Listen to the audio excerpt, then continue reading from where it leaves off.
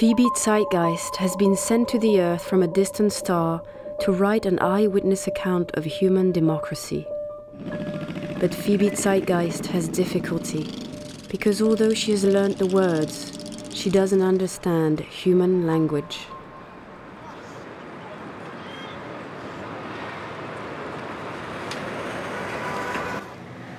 I lived for quite a while with a couple of women, all together in one space. We tried to talk about a lot of things, figure out where the oppression of women in our society comes from, stuff like that. Questions we wanted to answer, for example, were why marriage is so much more deeply embedded in women's consciousness than men's. We decided to treat men the way we thought they treated us. We tried to swap roles. It's ridiculous, of course, repressive anyway.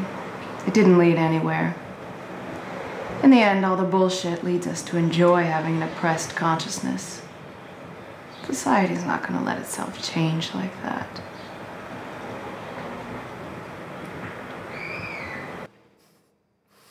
I tried a lot. Jobs, professional training. I'm not cut out for work. I use women now instead, and I'm always ready to return a favor. Started with one. She hadn't had any in a while. She thought she was past it. Was she grateful? We both made out. I made some cash. She got herself a little tenderness. Nothing to be ashamed of. She got more out of it than I did. And me? I could always make some cash someplace else. It doesn't matter. They're always so thankful. I think I even prefer the older ones. The younger girls, they scare me. Honest. I guess we find our niche.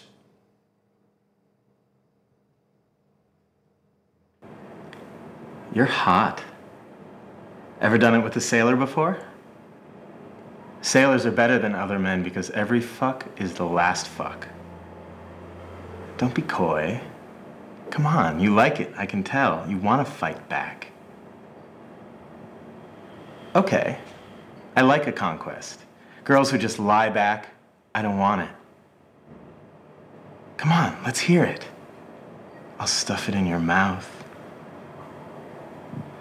Don't be so boring. Jesus, you have to beg a half a dozen times before they come across right. Hey, you're real hot. Nice legs. Come on, I need a girl to react so I can tell I'm doing it good.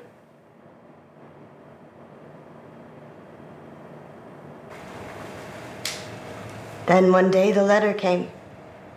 It was blue, and I knew what had happened because I hadn't talked to my husband in over 4 weeks. I couldn't read the letter.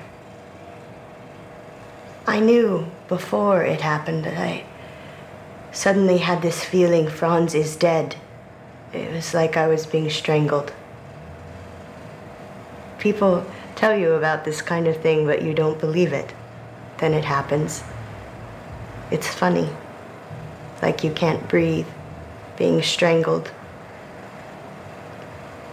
But I can tell you people can endure a lot. Life goes on. You have to suffer, that's how it is. You can try to avoid pain, but sooner or later you can't avoid it. And that energy could have been put to some use. If you own a butcher shop, you buy meat in the morning. Let's say you buy $1,000 worth. Thing is, you can't cut that much on your own. Maybe you can cut $200 worth. So you'll hire some assistants, 4 maybe, and they cut it with you. Then that meat that you bought for $1,000 in the morning, you sell through the day for $5,000. It's not bad. You gotta pay your assistants, maybe $200 a piece. Then there's the rent, but I make my profit. For every $200 they make off of me, I make $800 off of them.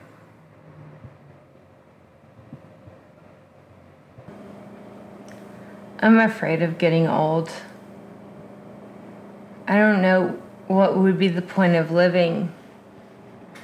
It's like we all need to have fun. You have a nice figure. You can get you can get what you need.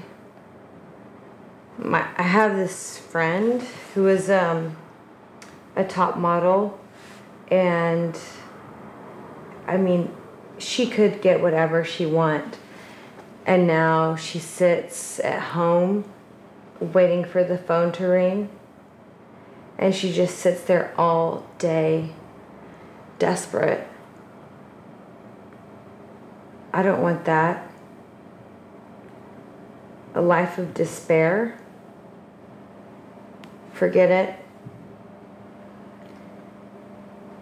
I'd rather kill myself. Something. I don't want to be around in the world like that.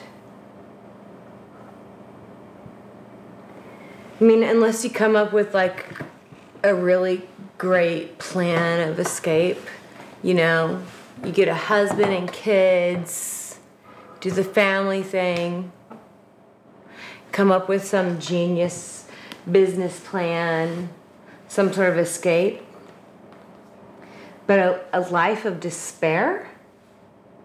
Despair? Forget it. I'd rather kill myself.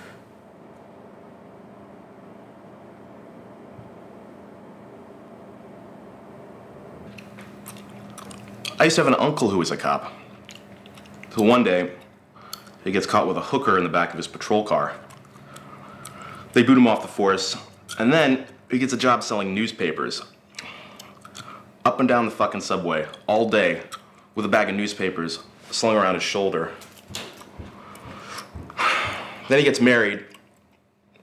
His wife helped him out, selling the papers until he started drinking. Every time he got drunk, he'd start sobbing and moaning about how he wasn't a cop anymore. He used to talk like being a cop was really something special. And he got sick. He loved his wife.